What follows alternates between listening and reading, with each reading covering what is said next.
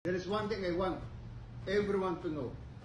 Buong taong bayan, mula nang ako'y in-appoint ni Digong sa Supreme Court hanggang sa Ombudsman, ni minsan ay hindi nakiusap sa akin si Digong either directly, through his relatives, or through any of his cabinet members. Yun ang nirerespeto ko sa kanya.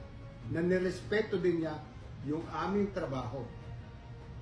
The only thing that Digong told me when he appointed as ombudsman, even sa Supreme Court, just do your job. Sir, si Vice, nakaramdam niyo? Vice Sara?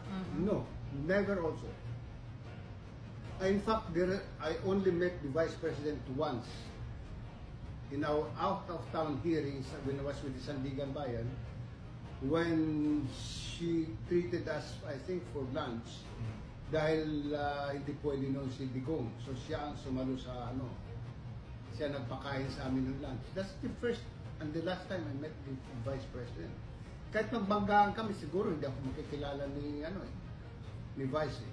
So, this statement, Justice, are you hoping na settled na to yung mga agam-agam ng mga congressman? Sana nga settled na yun. Kasi kung isipin nga lang nila bakit kung kinasuhan yung mga tao malalapit kay Digong? Si Duque, si Leong, si Lau. Bakit ko dinismiss ang kaso ng mga taong galit si Digong? Katulad din Dilin.